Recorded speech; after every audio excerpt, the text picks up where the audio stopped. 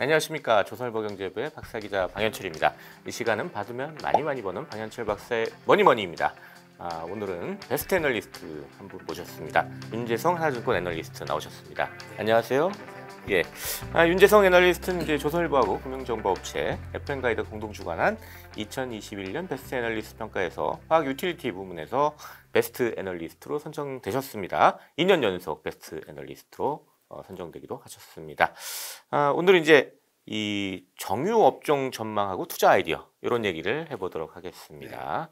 먼저 이제 정유 업종 그러면 이제 국제 유가 흐름하고 상당히 좀 관련이 상당히 많을 것 같은데 어떤 관계가 있나요? 아무래도 유가가 상승하는 국면에 정유사의 주가가 괜찮은 케이스가 주로 발견이 되고요. 하락하는 케이스에는 수요가 안 좋다라는 이슈로 받아들일 수가 있기 때문에 주가가 하락하는 경우에는 주가가 잘 되는 경우는 잘 없습니다. 네. 최근에 이제 유가가 좀 고공행진을 하고 있죠. 물론 좀 요 며칠 사이 좀 주춤하는 그런 모습도 보이고 있는데, 그렇다면 유가는 도대체 어떻게 움직일지 요런 얘기를 좀 중심적으로 좀 해보도록 하겠습니다. 먼저 이제 여러 가지 향후 유가 흐름 짚어보려면 여러 가지 이제 이슈들이 많을 텐데, 먼저 이제 중국 얘기부터 좀 해볼까요? 중국이 제로 코로나 정책을 좀 완화한다는 얘기가 좀 나오면서 좀 원유 수요가 괜찮아지는 거 아니냐 이런 얘기들이 나오는데, 또 이 중국에서 또 코로나 막 또 퍼지면서 또 아니다 이런 얘기들도 나오고 그래요. 요거 어떻게 좀 봐야 될까요? 일단 올해 중국의 원유 수입량이 8월 누적 기준으로 보면 작년 8월 누적 기준으로 비교해 봤을 때 5% 정도가 줄었어요. 그게 아마 제로 코로나 영향이 크지 않았을 거라고 추정이 되고요. 이게 원유가 줄어든 것뿐만 아니라 가스 수입량도 많이 줄었습니다. 8월 누적 기준으로 중국이 한 11% 정도 가스 수입량도 줄었거든요.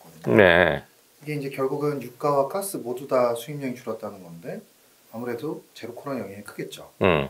그리고 또 하나는 제로 코로나 영향도 있겠지만 중국이 수출을 많이 하는 국가잖아요. 근데 수출의 대부분이 유럽과 미국으로 한단 말이에요. 근데 지금 미국과 유럽의 상황이 아시겠지만 에너지 가격 때문에 수요 자체가 많이 위축된 상황이죠. 그러니까 수출 수요도 별로 좋지는 않은 상황인 거고요. 그래서 결론적으로 중국이 지금 내부 수요도 좋지 않고 수출 수요도 좋지 않기 때문에 전반적인 에너지 소비가 많이 줄었다라고 생각하시면 될 것 같고, 이 중국의 원유 수입량이 줄어든 거는 되게 이례적인 케이스예요. 과거에 보면 2020년 코로나 때 한번 줄어든 적이 있고요. 2008년 금융위기 때 줄어든 적이 있습니다.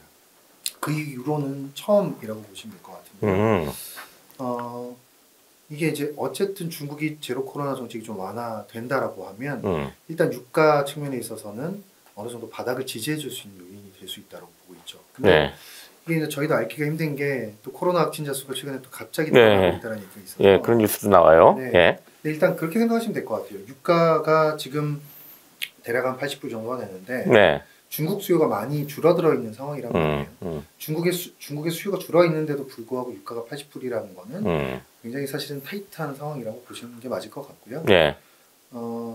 중국이 만약에 수요가 죽지 않았었다라고 하면 유가가 아마 100불에 가 있지 않았을까라는 생각도 합니다. 그게 결국은 생산 쪽에 있어서 공급이 많이 줄어든 영향이고요.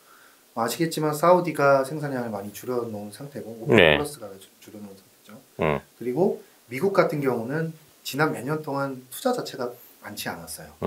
그래서 과소 투자 때문에 일단 공급적인 측면에 있어서 공급이 좀 부족한 상황이 이미 지금 연출이 되고 있다라고 보시면 될 것 같고요. 저는 개인적으로는 유가가 80불 언더로 깨지기가 좀 만만치 않다라고는 생각을 하고 있습니다.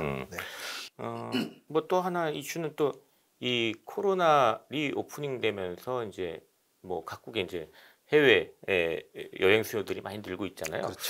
여기 그러면 비행기를 많이 뛰어야 될 텐데 그럼 또 항공료 수요가 늘어나고 이런 영향도 좀 있을 것 같은데 이쪽은 어떻게 좀 봐야 될까요? 일단 항공유 같은 경우가 케로신이라고 해서 그 경유 등유 계열 안에 포함되어 있는 제품인데요. 이게 글로벌 비중에서 차지하는 게 대략 한 10에서 15% 정도 되는 걸로 알고 있습니다. 그 이외에는 발전용으로 사용되는 디젤, 디젤 같은 경우가 한 30% 정도 수요를 차지하고 있는 것 같고요. 예. 지금 가장 큰 문제가 디젤도 부족한 상황이고 항공유도 사실은 부족한 상황입니다. 이유는 디젤과 항공유가 같은 성장인데요. 예. 디젤이 워낙 부족하다 보니까 항공유도 부족한 상황이 됐죠. 그래서 지금은 항공유 수요가 좀 약한 상황인데 향후에 항공유 수요가 좀 개선이 된다라고 하면 디젤과 항공유 가격을 끌어올릴 수밖에 없고요. 네. 이게 결국은 유가를 건드리는 형국이 될 수 있다라고 저는 생각을 하고 있습니다. 이게 뭐 원유에서 뭐 휘발유도 나오고 디젤도 나오고 뭐 항공유도 나오고 그러는데 네. 이 디젤 쪽이 좀 뭐 타이트한 이유가 좀 있어요? 일단 디젤 같은 경우는 저희가 이제 디젤 차에 주로 쓰는 걸로 알고 계시는데 네. 사실 그 비중보다는 산업용으로 쓰이는 비중이 높습니다.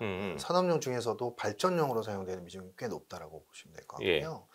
지금 디젤의 마진 자체가 역사적으로 가장 높은 수준까지 올라와 있습니다. 디젤의 마진이라고 하면 디젤 가격에서 원유를 차감한 그 스프레드라고 보시면 될 것 같은데요. 이유는 지금 천연가스와 석탄 가격이 너무 강한 상황이죠. 네. 근데 석탄과 천연가스는 발전용으로 사용을 하잖아요. 이게 너무 비싸단 말이죠. 그러니까 천연가스와 석탄의 발전 비중이 조금 줄고 이 디젤 발전으로 넘어오기 시작했다라고 보시면 될 것 같고요. 예. 그게 이미 올해 초부터 나타난 현상이라고 생각하시면 될 것 같습니다. 그거는 리오프닝과는 좀 관계가 별개의 이슈가 거죠. 좀 다른 이슈가 됐네요. 그러니까. 에너지 대란의 이슈라고 보시면 될 것 같습니다. 또 에너지 대란 얘기 나오니까 이제 러시아가 이제 우크라이나 침공을 한 다음에 이제 서방이 러시아산 원유를 이제 퇴출하겠다. 네. 뭐 이렇게 했는데 실제로 이게 많이 퇴출이 됐나요? 어때요? 지금 러시아가 글로벌 시장에서 차지하는 비중이 네. 대략 한 10% 남짓 됩니다. 네. 근데 이번 12월 달부터는 EU의 러시아 원유 금수 조치가 시행이 됩니다. 그리고 내년 2월부터는 석유 제품 금수 조치가 시행이 됩니다. 석유 제품이라고 하면 휘발유라든지 등경유 같은 제품들인데요. 네. 결국 올해 같은 경우 전쟁이 났음에도 불구하고 러시아 원유가 여기저기 많이 풀리긴 했어요. 우회에서 풀린 케이스도 있었고요. 그런데 아마 12월부터는 EU에서 직접적으로 이걸 제재하기 때문에 이제 이 물량들이 나오기가 힘들 거고요. 내년 2월부터는 석유 제품도 러시아에서 유럽으로 오는 것들이 많이 줄어들 수밖에 없다라고 보고 있습니다. 그래서 어제 유가가 좀 빠졌는데 네. 어제 루머가 있었어요. 이 루머가 뭐냐면 러시아 금수 조치가 시행이 되니까 그러면 사우디에서 원유 생산량을 늘리지 않겠느냐라는 얘기가 나오면서 유가가 어제 7%인가 하락했었고요. 그게 아니다라고 사우디가 부인을 하면서 다시 반등을 해서 거의 보합 정도로 끝났다고 보시면 될 것 같습니다. 그 오펙 자체들, 그러니까 사우디를 포함한 이제 석유 수출국이고 오펙 그리고 뭐 러시아까지 포함해서 오펙 플러스 여기서는 일단은 감산을 하겠다고 했잖아요. 11월부터 한 200만 배럴 정도 감산하겠다고 그랬는데 이런 오펙의 영향력은 어느 정도로 좀 될까요? 오펙이 글로벌리 보면 미국 다음으로 생산량이 많은 지역이니까요. 스윙 프로듀서라고 저희가 많이 얘기를 하는데 아무래도 오펙의 이런 담합이 유가의 하방을 지지한다라고 보실 수 있겠죠. 그리고 사우디가 최근에 이제 상황을 보시면 갑자기 이제 브릭스에 가입하고 싶다라고 또 얘기를 하고 있어요. 사우디가 왜 브릭스에 가입하고 싶어 할까? 그건 뭐 사람마다 생각이 다를 수는 있겠지만 일단 제가 볼 때는 미국이 에너지 자립이 굉장히 빠르게 일어났기 때문이라고 봅니다. 뭐 그동안 미국이 사우디를 도와주면서 이제 원유 공급을 원활하게 했었던 거잖아요. 셰일 붐이 불면서 미국이 에너지 자립도가 올라갔고 그러다 보니까 이제는 사우디와 미국이 멀어지는 상황이 돼버렸죠. 그러다 보니까 이제 사우디가 이제 본인도 살아야 되니까 아무래도 브릭스 쪽으로 뭐 붙겠다라는 얘기를 하는 것 같고요. 브릭스의 국가들을 한번 보시면 뭐 브라질, 러시아, 뭐 인도 이런 지역들이니까 커머디티를 하는 지역들이에요. 그러니까 사우디가 이쪽 커머디티라는 지역으로 붙겠다라고 하는 것도 결국은 커머디티를 하는 국가들끼리의 어느 정도의 담합이라고 할까요? 그런 부분들이 좀 반영이 돼 있는 것 같고 결국은 지금 돌아가는 정세가 각자 도생의 상황이라는 걸 증명을 하는 거죠. 미국은 미국대로 이제 에너지 제감률이 올라갔기 때문에 이제 다른 지역들이 필요가 없는 상황이 돼버렸고요. 나머지 지역들은 이제 미국을 경계하기 위해서 이제 어느 정도의 경제 클러스터를 형성한다고 할까요? 그런 그림들이 지금은 나타난 거 아닐까라고 생각을 하고 있습니다. 그래서 결론적으로 사우디의 최근의 행보를 보면 유가가 빠지는 걸 원하지 않을 거고요. 예, 그리고 뭐 네온 프로젝트라든지 이런 것들도 계속 진행을 해야 되기 때문에 네. 유가가 빠지는 걸 원하지 않을 거고 분명히 오펙과 사우디 행보가 유가의 하방을 지지할 수밖에 없는 상황이 됐다라고 보시면 될 것 같습니다. 그 마지막 이쪽 유가에 영향을 미칠 수 있는 이슈 중에 가장 큰 걸로 보면 이제 아무래도 지금 긴축의 시대니까 네. 미 연준이 계속 긴축을 하면서 이제 좀 수요를 둔화시키려고 계속 하고 있잖아요. 네. 이게 이제 앞으로 어떤 영향이 될까? 이것도 중요할 것 같은데요. 그 최근에 이제 유가가 120불까지 갔다가 지금은 한 80불 정도로 하고 있는데 네. 이게 아마 금리 인상에 따른 영향 아닐까 싶어요. 네. 실제로 수요를 어떻게든 좀 통제해 보겠다라고 지금 하고 있는 거고 그게 당연히 이제 원유 시장에서도 투영될 수밖에 없는 거고요. 그래서 유가가 80불까지 떨어진 건데 근데 문제는 정유를 저희가 정유도 그렇고 원유도 그렇고 그동안 너무 투자 자체가 적었다라는 거죠. 뭐 아시겠지만 바이든이 계속 친환경을 네. 강조하다 보니까 이 정유 업체들이나 원유 업체들이 투자를 할 수 없었던 상황이었죠. 그래서 그동안 너무 과소 투자돼 있었던 상황이다 보니까 수요가 줄어드는 것보다 투자가 더 적은 효과가 더 큰 거죠. 그러다 보니까 수요 공급의 밸런스를 비교를 해봤을 때는 네. 지금 현재 수요가 많이 떨어진다고 하더라도 여전히 수급 상황은 타이트하다고 보시는 게 맞을 것 같습니다. 공급 쪽에서 좀 계속 힘들다 네. 이렇게 봐야 된다. 뭐 그런 거죠. 지금 바이든도 그렇고 전 세계적으로 횡재세를 걷겠다고 하는데 영국에서도 그런 얘기를 하는데요. 그러면 이 업체들이 어떤 생각을 할 수 있냐면 아니 횡재세를 걷겠다고 하는데 굳이 우리가 투자를 늘려야 되나? 네. 그러니까 지원을 해줘도 모자랄 네. 판에 횡재세를 걷겠다고 하니까 이 벌어들인 돈의 일부는 뭐 세금으로 뜯기는 거잖아요. 그러면 그만큼 투자할 필요가 없어지는 거죠. 그러니까 유가가 올라가지고 정유사들이 돈을 많이 버니까 거기다 세금을 때리겠다. 이게 맞습니다. 횡재세 이거죠. 예. 그러니까 그 돈을 가지고 투자를 하도록 유인을 해야 되는 건데 사실 그게 아니라 거기에다가 세금을 걷어가겠다라고 하니까 네. 회사들 입장에서는 그러면 세금도 내야 되고 투자도 해야 되면 사실은 캐시플로우가 나빠질 수밖에 없으니까 고민을 할 수밖에 없는 상황이 됐다라는 거죠. 또 하나 원유 가격 볼 때 그냥 원유 가격만 보지 말고 천연가스 가격도 같이 봐야 된다. 네. 뭐 이런 얘기를 하잖아요. 그건 왜 그런가요? 앞서 말씀드렸던 발전용 수요가 좀 혼재해 있기 때문이라고 보시면 되는데요. 예.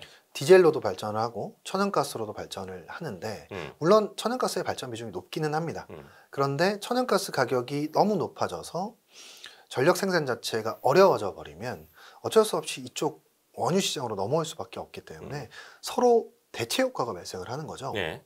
그래서 원유와 천연가스는 서로 대체제 관계에 있기 때문에 당연히 영향을 서로 주고받을 수밖에 없다. 라고 같이 봐야 생각하시면 된다. 이렇게 이해를 하시면 되겠습니다. 미국 정유주들 상당히 주가는 괜찮아요. 근데 맞아요. 우리나라는 상대적으로 좀 덜한 것 같습니다. 좀 차이가 있을까요? 뭐 아무래도 이제 그 시장의 차이가 제일 큰 것 같고요. 예. 네, 미국 시장에 있는 업체들이다 보니까 이제 상대적으로 뭐 수급적인 측면이라든지 이런 부분들이 이제 수혜를 보는 부분 분명히 있는 것 같고요. 그리고 실제로 미국에 있는 업체들은 원유 시추부터 시작하는 업체들이 많습니다. 그러다 보니까 유가가 올라가면 그만큼 바로 이익에 반영이 되기 때문에 네. 즉각적으로 반응한다라고 보시면 될 것 같고요. 한국 업체들 같은 경우는 외부에서 원유를 사와서 정제를 하는 구조죠. 네. 그러다 보니까 유가가 올라가면 거기에 대한 원가가 올라가는 측면들이 있기 때문에 그에 대한 우려들이 있을 수는 있겠고요. 그리고 아무래도 국내 업체들 같은 경우는 사실 그 지주사 형태들이 많습니다. 뭐 GS가 GS 칼텍스를 가지고 있고요. 네. 그다음에 HD 현대가 현대올뱅크를 가지고 있는 구조. 그리고 SK 이노베이션 같은 경우는 SK온 배터리 사업이 지금 포함되어 있는 구조이기 때문에 네. 아무래도 이 시황의 호조가 즉각적으로 밸류에이션에 반영되기는 조금 어려운 구조가 되고 있지 않나라고 보고 있습니다. 그래서 그 부분들이 조금은 상대적으로 주가 퍼포먼스가 떨어지는 요인이라고 생각은 하고 있고요. 자, 우리 오늘 쭉 국제 유가 흐름부터 해서 여러 가지 이슈들 좀 짚어봤는데요. 이쪽 마지막 질문인데 이제 이쪽 정유산업 투자는 그럼 어떻게 해야 되는지, 토픽은 어떻게 좀 꼽고 계시는지 이런 걸 여쭤보고 싶습니다. 일단 정유업체에 대해서 저희가 얘기를 하려면 네. 기본적으로 전제는 있어야 될 것 같아요. 유가를 아래쪽으로 보느냐 위쪽으로 보느냐 이런 전제는 필요할 것 같고요. 네. 저는 유가를 좀 위쪽으로 보고 있습니다. 떨어질 가능성보다는 올라갈 가능성이 높다라고 생각을 하고 있고 네. 이유는 앞서 말씀드린 것처럼 사우디의 이런 이해관계라든지 그리고 그동안 과소 투자한 부분들 때문에 유가는 올라가는 방향성이 좀 맞다라고 생각을 하고 있고 그리고 최근에 디젤 쇼티지라든지 휘발유 쇼티지 현상들이 굉장히 심하게 나타나고 있어요.